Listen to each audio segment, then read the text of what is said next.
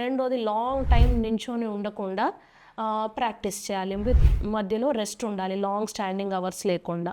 మూడోదొచ్చేసి కొంచెం compression stockings లాగా, అంటే కొంచెం ప్రెషర్ ఉన్న స్టాకింగ్స్ లాగా ఏస్తే కూడా ఆ సపోర్ట్ వల్ల కూడా వాపులనేవి తక్కువగా రావచ్చు.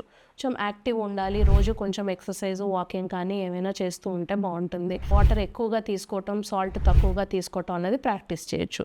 సో నార్మల్గా ప్రెగ్నెన్సీలో వచ్చే వాపుల కోసం ఇలాంటి మెజర్స్ తీసుకుంటే కొంచెం తక్కువగా ఉండి కంఫర్టబుల్గా అనిపిస్తుంది. అది కాకుండా సడన్గా వాపులు వస్తున్నాయి, ఎక్కువగా వాపులు వస్తున్నాయి, వారంలో బాగా ఎక్కువగా పెరిగిపోయినాయి, లేదు అంటే మొహంకి వాపులు వస్తుంది, చేతులంతా కూడా వాపులు వస్తాయి, వీటికి ఎమ్మటే మనం హాస్పిటల్కి వెళ్ళి చెకప్ చేసుకోవాల్సి ఉంటుంది. కళ్ళు కనిపించడంలో ఇబ్బంది ఉంది, వామిటింగ్స్ వస్తున్నాయి, వాపులతో పాటు యూరిన్ సరిగ్గా రావట్లేదు, ఇవన్నిటికీ ఫస్ట్ డాక్టర్ దగ్గరికి వెళ్ళి కన్సల్ట్ అవ్వాలి. అప్పుడప్పుడు బీపీలు పెరగటం వల్ల కానీ, కిడ్నీ ప్రాబ్లమ్స్ వల్ల కానీ కూడా వాపులు డెవలప్ అవ్వచ్చు. ఇవి మనం రూల్ అవుట్ చేసుకోవాల్సి ఉంటుంది. Thank you.